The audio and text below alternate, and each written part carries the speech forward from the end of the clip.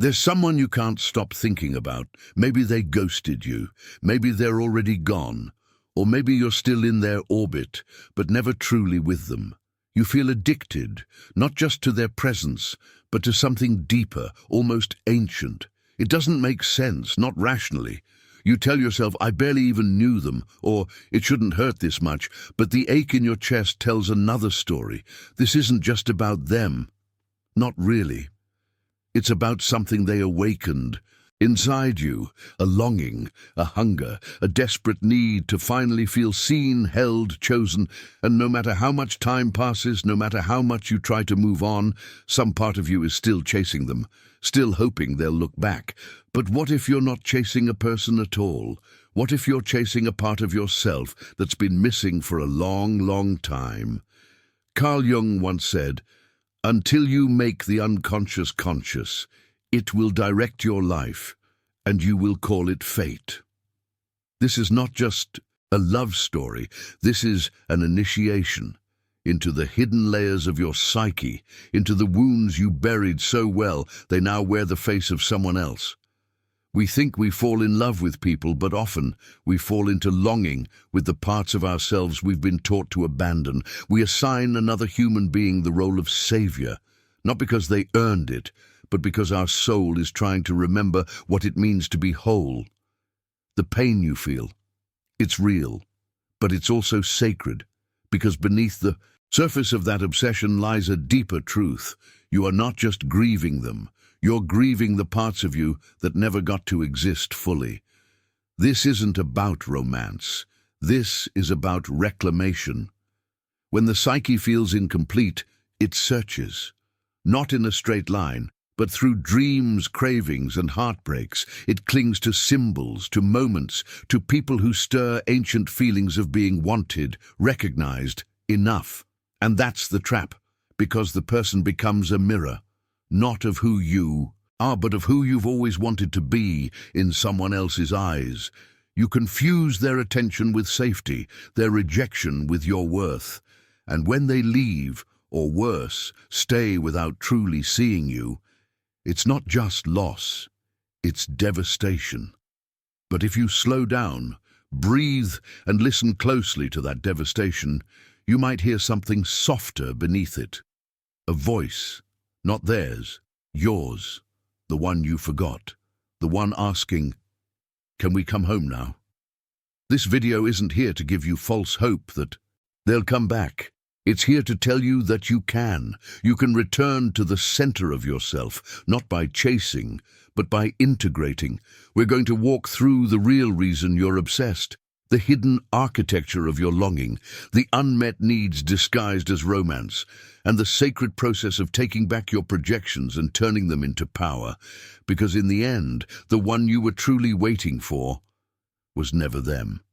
It was you. And this is the path back. You say they're the one, that there's no one else who made you feel this way, that something about them just fits, as if they unlocked a door inside you that no one else even knew existed. But what if I told you that this feeling isn't about who they are, but what they represent? What if they're not your soulmate, but a symbol, a vessel your psyche filled with all the things it has silently craved for years? You're not in love with them. You're in love with the way they made you feel, seen, excited, wanted, alive. In a world that often feels cold and disconnected, they were aflame. But the fire you felt wasn't theirs alone. It was yours, finally sparked by something that resembled what you never knew how to name. And that illusion, the illusion of the one, it's intoxicating because it gives shape to your longing. What Jung understood, and what so many of us miss, is that the unconscious doesn't just speak in words. It speaks in images, patterns, and symbols. And in the realm of relationships, it speaks loudest through obsession. The person you've placed on that pedestal has become a screen onto which your soul is projecting its oldest story. If I'm chosen, I'll be safe. If I'm loved, I'll be whole. You don't know their entire self, their fears, their wounds, their truth.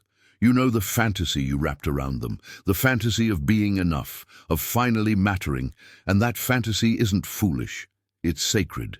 But mistaking the symbol for salvation is how we lose ourselves.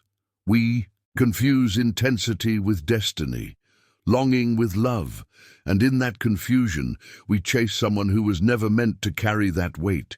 Think about it. If it was truly love, wouldn't it feel more peaceful? But it doesn't.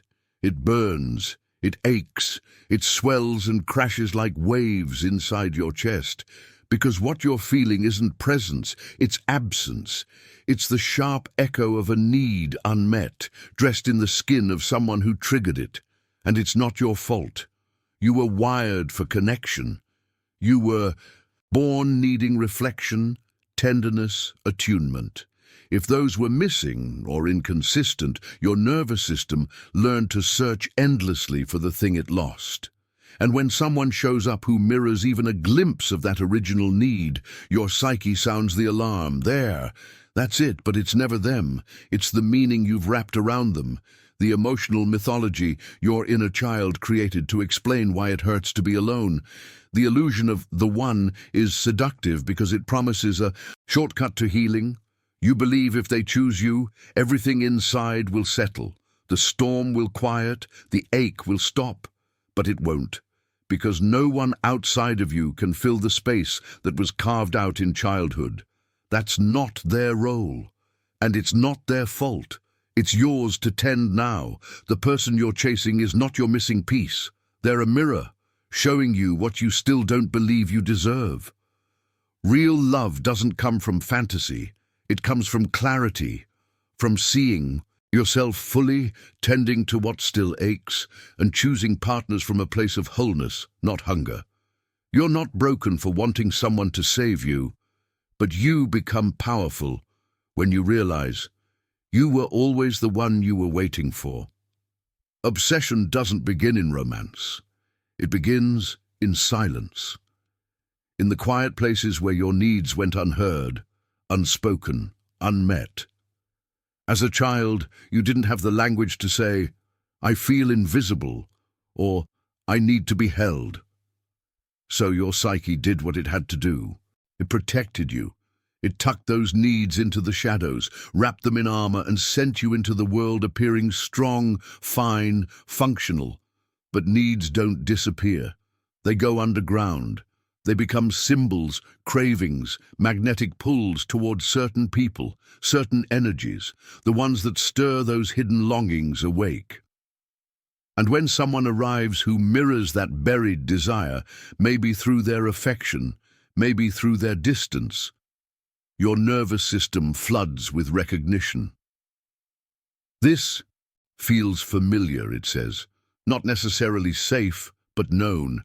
And the obsession begins, not with them, but with what they seem to represent. The psyche is a meaning-making machine. It takes the raw ache of your unmet needs and spins a narrative to make sense of them. They're the only one who gets me. If I lose them, I'll be empty. But these stories aren't truth. They're trauma wearing a mask. Jung taught that what we repress doesn't vanish. It waits. It waits for the right trigger, the perfect symbol, the moment it can finally surface again. That's why the obsession feels so intense. It's not just about now, it's every moment you felt forgotten, every time your voice was ignored, every wound that never got to speak. And because those emotions were once too overwhelming to process, your mind externalizes them, attaching them to someone else, someone tangible. You believe you're desperate for them, but you're actually desperate to finally feel what you weren't allowed to. Seen, safe, wanted, whole. The pain of unmet needs doesn't always roar. Sometimes it whispers in subtle patterns. The people you're drawn to, the ones you avoid, the ones you chase, even when they hurt you. You don't choose these patterns consciously. The unconscious chooses them for you. Because the psyche wants resolution. It wants to complete the loop, to master the original wound by reliving it, this time with a different outcome. But obsession is a trap disguised as a solution. You keep returning to The same dynamic, hoping this time it'll heal what broke. This time they'll stay. This time you'll be enough. But people cannot heal what happened before them. They can only mirror it. And unless you wake up from that pattern, unless you realize that obsession is a map, not a destination, you'll keep chasing ghosts, calling it fate. It's not weakness that turns need into obsession. It's neglect. It's silence. It's the slow starvation of parts of you that were never allowed to need in the first place.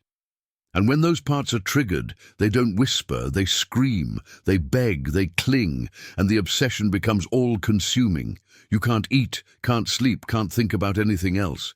But this is not madness. This is memory. Somatic memory, emotional memory, psychological memory, all converging into a singular experience that says, if I don't get this, I'll break. But you won't.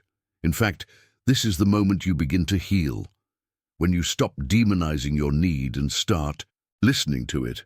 Obsession isn't your enemy, it's your psyche's desperate poetry. And when you learn to read its verses, you don't just survive, you transform. Take a breath and ask yourself, what am I really chasing? Because it's rarely just the person, it's what their attention makes you feel. It's how their presence soothes something ancient inside you, even if only for a moment. You say you're in love. But is it love? Or is it the validation that comes from being chosen by someone you never thought would see you? Is it the relief that comes when your inner wounds are momentarily quieted by their gaze, their text, their warmth? For so many of us, what we call love is really the yearning to feel real in someone else's reflection.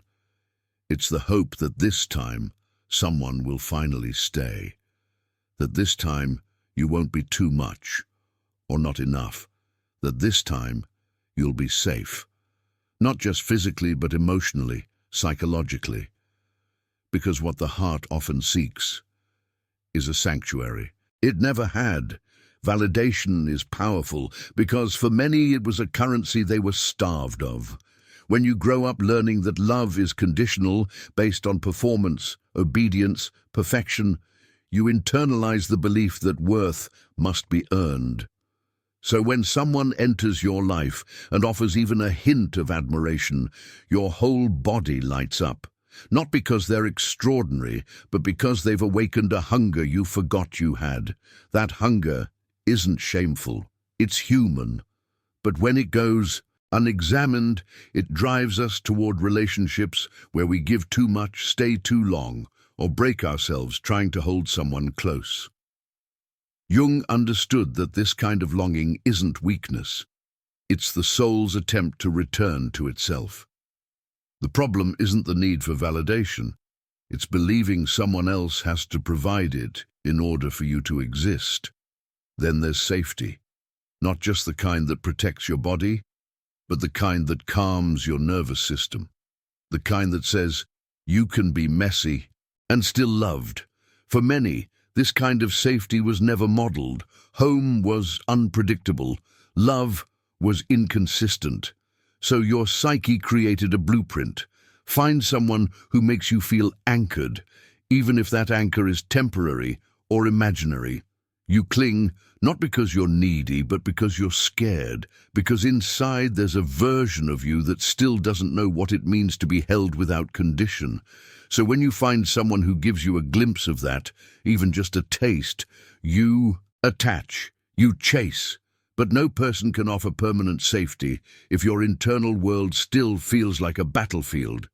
What you're really craving is peace, the kind that lives inside your own body. And at the root of it all is wholeness, a deep, unspoken longing to feel complete, not fractured, not desperate, not exiled from your own heart. You chase people because they seem to carry something you've lost, a missing piece, a forgotten warmth, a sense of belonging. But no one completes you. No one can. Because what you're looking for isn't outside. It's the lost fragments of yourself that were abandoned when you had to survive. Wholeness isn't found in being desired. It's found in remembering your own enoughness. in sitting with your unmet needs without shame, in walking yourself back home. Jung taught that the journey of individuation is about becoming whole, not perfect. And the moment you stop chasing people to heal you, you begin the sacred work of healing yourself and calling back every part of you that thought it had to be loved by another to be real. You don't just fall for people, you fall for projections, fragments of your own psyche reflected back at you through someone else's presence. Jung called this the process of projection, when the unconscious mind casts parts of the self, desires, fears, wounds, onto another person, as if they were a screen. It's not deception, it's survival. The psyche longs to see itself, but it cannot always do that alone, so it finds mirrors. Sometimes that mirror is a lover, sometimes a stranger, sometimes someone completely unavailable. And suddenly, without knowing why, you feel pulled, even consumed. You say, "I've never felt this way before," and maybe that's true, because what you're feeling isn't just attraction, it's recognition. You've found someone who reflects something buried, something sacred, something unfinished. Projection is not a flaw, it's a function of the psyche, a way of trying to integrate what we have, not yet claimed within ourselves. If you've disowned your softness, you may fall for someone gentle. If you've never allowed your anger, you may obsess over someone fiery. If you've never felt worthy, you may crave those who withhold love. Because if they finally see you, maybe you can believe you're enough. The person becomes a carrier of something you can't yet hold within. But this is where suffering begins. Because when you project, you're not relating to the actual person. You're relating to the symbol. You're seeing what you need to see. And when the fantasy cracks, when their humanness reveals itself, you feel betrayed, not by them, but by the illusion your unconscious created. We all carry unlived lives within us. Aspects of ourselves we silenced to stay safe, the sensual, the assertive, the joyful, the wild.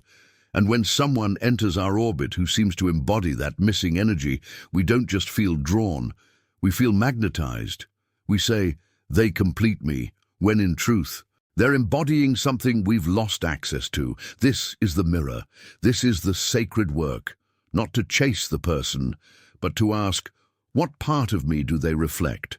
What have I exiled that they seem to hold?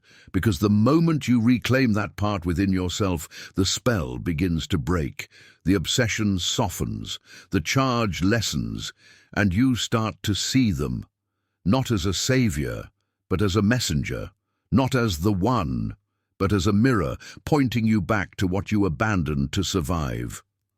Jung warned that we must withdraw our projections if we are ever to become whole. That doesn't mean we stop loving people. It means we stop confusing them with our inner mythology. The mirror was always meant to guide you inward, not become your destination. And when you do the courageous work of reclaiming what you've projected, the softness, the strength, the wholeness, you begin to see people as they are, not as you need them to be. This is the moment the illusion dissolves and the self begins to reassemble. The chase fades, not because they've come back, but because you have, to your truth, to your center, to the sacred task of seeing yourself clearly and fully, no longer needing someone else to carry the parts of you were once too afraid to hold. You think you're choosing, you think you're following your heart, guided by chemistry or intuition, but so often the real force behind your desire is invisible, ancient, buried, powerful. It's not just the person you're drawn to, it's what your attachment wounds recognize in them, a familiar ache, a subtle emotional distance that reminds your nervous system of home, not because it was warm, but because it was known. The people you chase, the ones you can't let go of, even when they hurt you, are often those who reflect the emotional blueprint laid down in your earliest relationships. You're not weak for returning to them. You're wired for it. And until you become conscious of that wiring, it puppeteers your choices, whispering, "This is love," even when it's pain, even when it's abandonment in disguise. Attachment wounds aren't loud at first. They don't scream, they hum. Subtle patterns, quiet pulls, the way you light up when someone is inconsistent or shut down when someone is too available. You're not just reacting to them, you're reenacting something deeper, something that says, love is earned, love is fragile, love is pain. And when someone enters your life and triggers that old wound, it doesn't feel dangerous, it feels like home, because it mirrors what your body remembers love felt like. Jung believed we are bound to repeat what remains unconscious, not because we enjoy suffering, but because the psyche is always seeking integration. It recreates the wound in an effort to finally master it. So the very person you obsess over may be the one who unconsciously resembles the original source of your ache. Think back, not just to who hurt you, but to who you had to become in order to be loved. Did you become the pleaser, the achiever, the silent one? These are not random behaviors. They are survival strategies, roles you stepped into when your emotional reality was too much for the environment around you. And those roles shaped your relational identity. So now, as an adult, you may feel drawn to relationships that allow you to repeat that role, earning affection, proving worth, staying small. Not because you enjoy the chase, but because your nervous system still believes it's the only way to be loved. These wounds are not just emotional, they're neurological, and unless we tend to them directly, they quietly run the show. Behind every chase is a child still hoping to be chosen just once without having to perform. Attachment wounds can be healed, but not by chasing people who recreate them. Healing begins when you pause long enough to feel what you've been avoiding.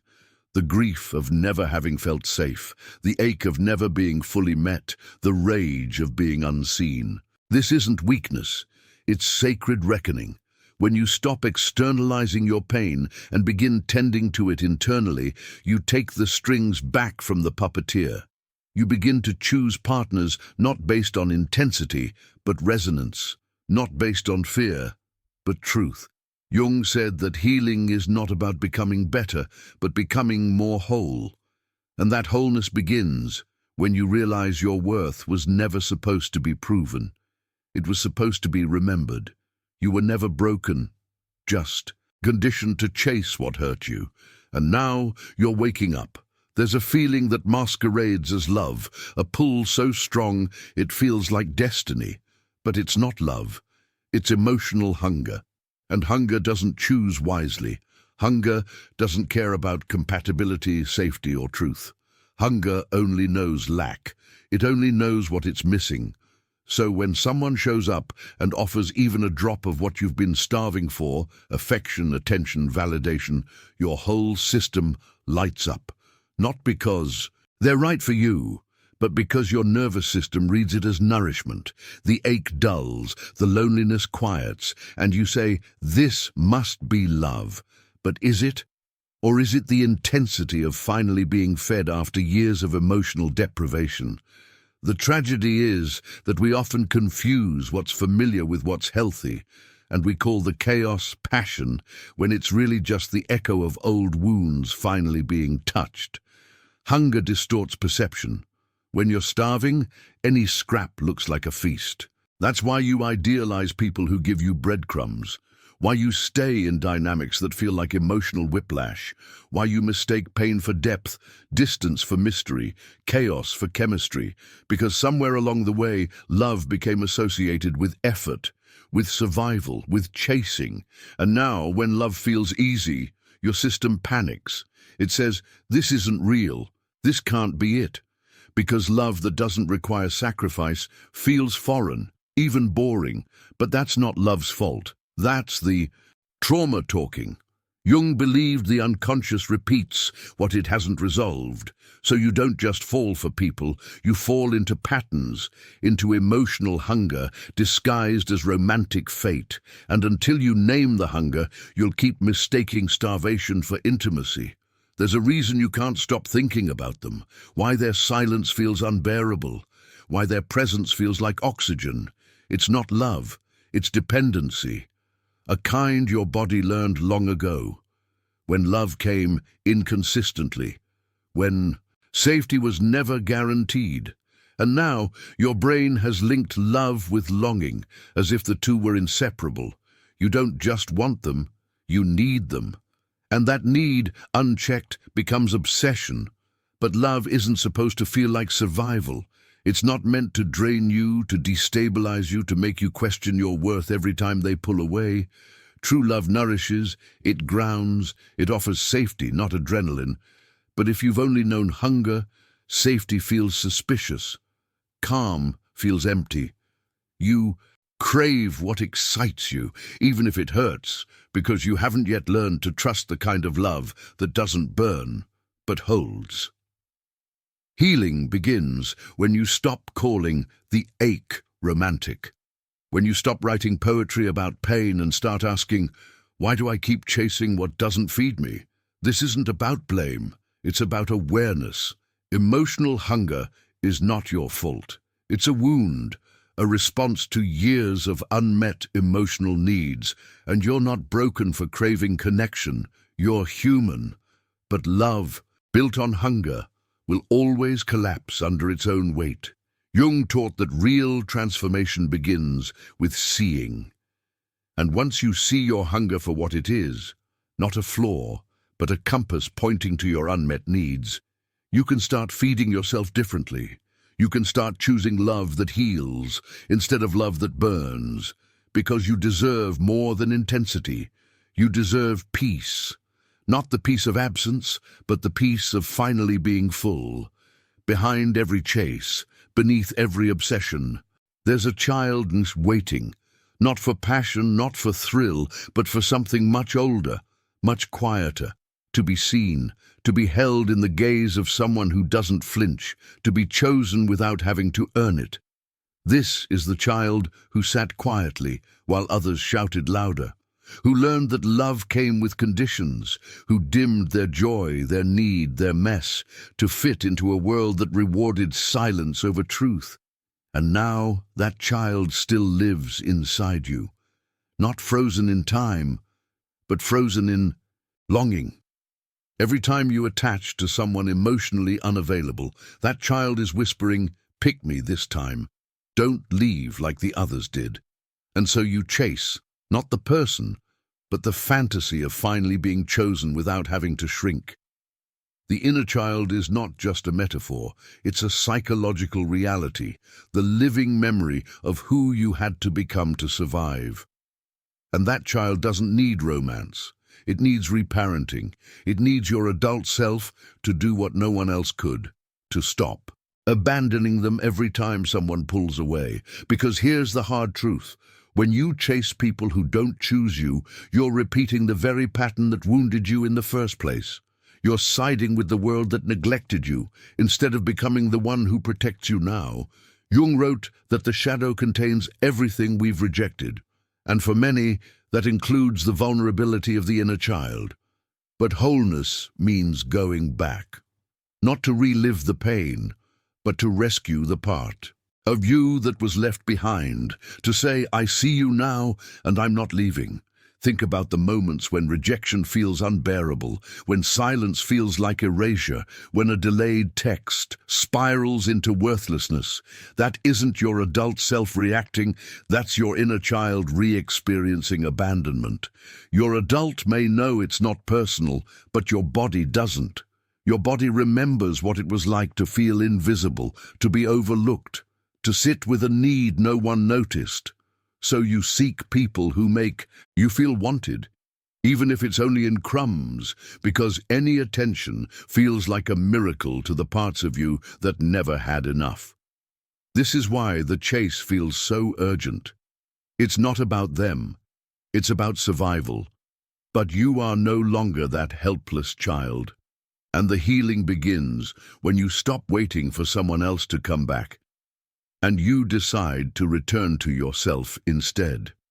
Choosing your inner child means rewriting the script. It means no longer abandoning yourself just to be near someone who won't meet you. It means learning to sit with your own discomfort, to hold your own tears without shame. And it means recognizing that what you've always craved from others was, at its core, the love you are now capable of giving. Jung believed the path to individuation required us to integrate all parts of the self, especially the wounded ones. The child within is not weak. They are sacred. They hold your sensitivity, your wonder, your intuition. And when you finally choose them, when you stop running, stop chasing, and simply sit with them, something miraculous happens. The hunger softens, the desperation fades, and what remains is a quiet, steady knowing. I am no longer waiting to be chosen. I choose me now. There comes a moment, quiet, almost imperceptible, when the illusion begins to crack. When the person you've placed on a pedestal does something utterly human. They forget, they withdraw, they disappoint, and in that moment, you feel it. Not just sadness, but disorientation, as if something sacred was broken. But what's really breaking is the spell, the projection, the fantasy you cast upon them. You weren't just seeing them, you were seeing a symbol, a carrier of your unmet needs, of your unlived desires. Jung taught that we project the contents of our unconscious onto others, especially when those contents are too painful or too powerful to hold alone. So we fall, not for the person as they are, but for what they represent. And when reality disrupts that representation, it's not just disillusionment, it's initiation. Breaking the spell doesn't mean the feelings weren't real. It means the story wrapped around those feelings wasn't. You didn't just want them. You wanted what they awoke in you. Aliveness, hope, meaning, maybe even redemption. They became a symbol of something you lost long ago. Safety, excitement, the belief that you were finally worthy of love. And so you clung, not to their truth, but to the mythology your psyche built around them. That's why letting go feels like death. Not just of a relationship, but of a dream. But it's in that grief that clarity is born. You start to see not just who they were, but who you were in their presence, the parts of you that came alive, and the parts you abandoned just to stay close. This is not about demonizing them.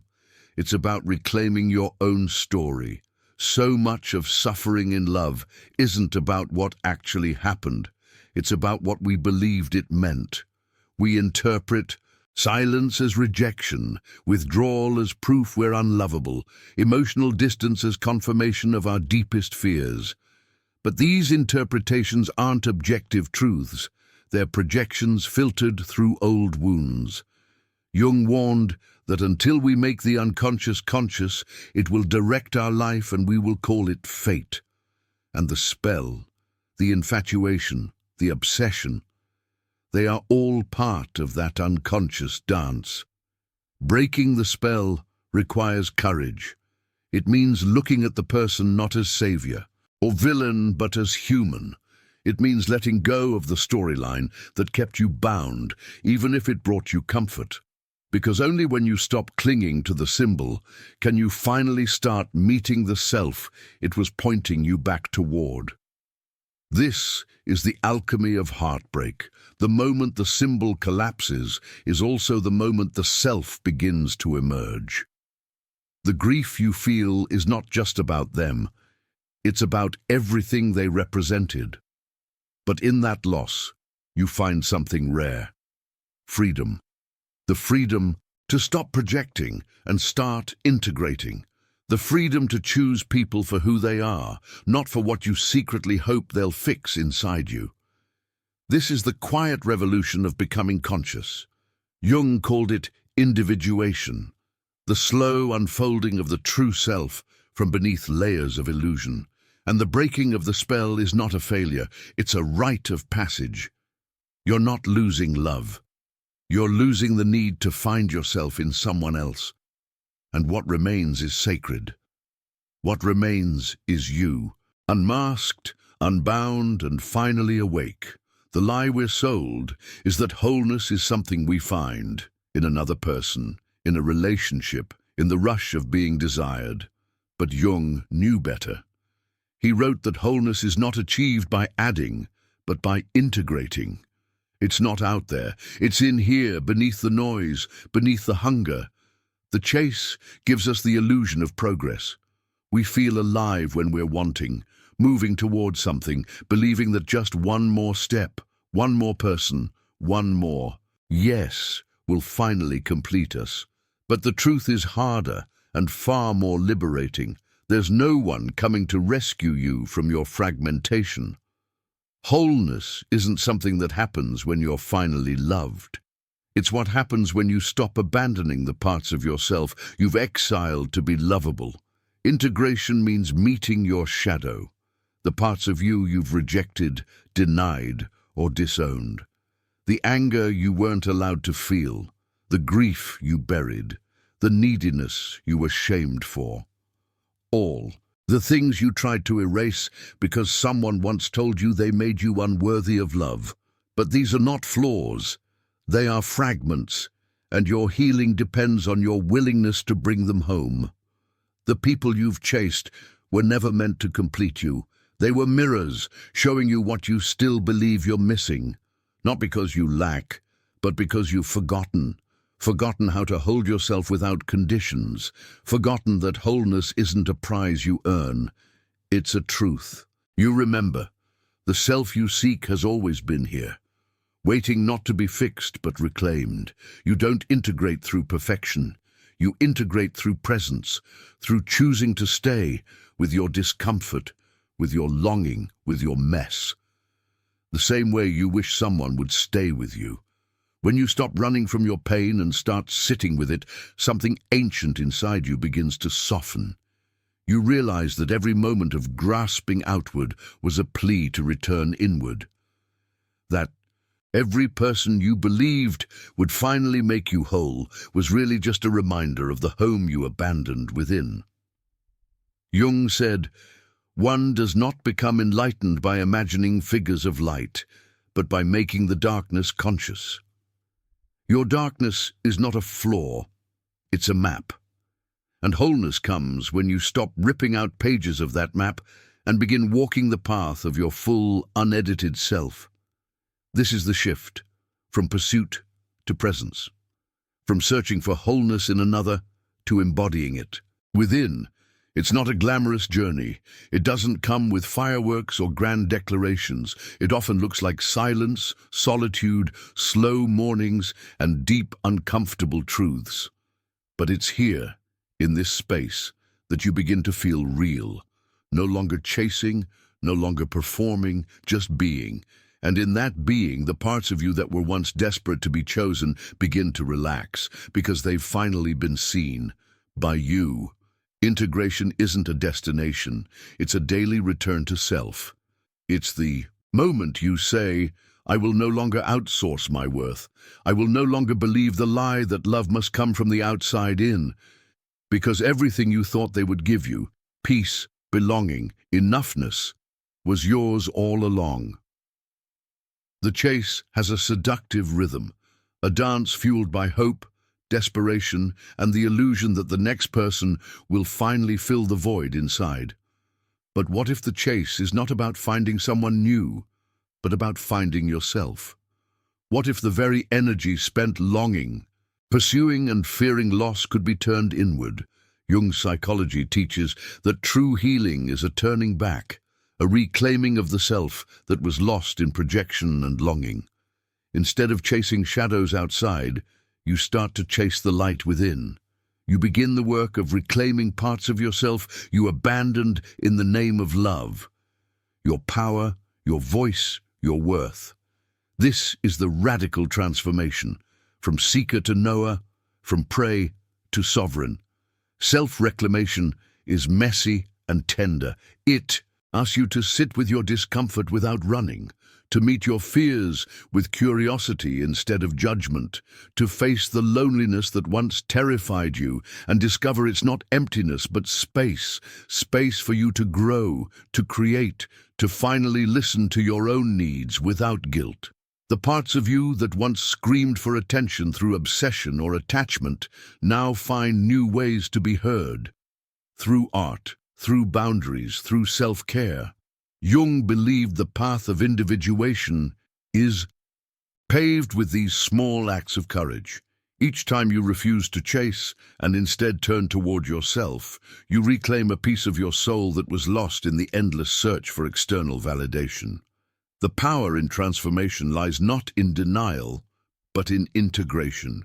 It's not about rejecting love or closing off, but about loving yourself so deeply that the need to chase fades away. When you recognize that the person you once pursued was a symbol, a mirror of your unmet needs, you stop seeing relationships as escapes or fixes. Instead, you approach them as opportunities to share your wholeness, not complete your brokenness. Jung called this the union of opposites, the masculine and feminine within, the light and shadow, the longing and the peace. Self-reclamation means holding all parts of yourself with compassion and courage, no longer divided between who you are and who you think you need to be. Imagine waking up one day and realizing you are enough.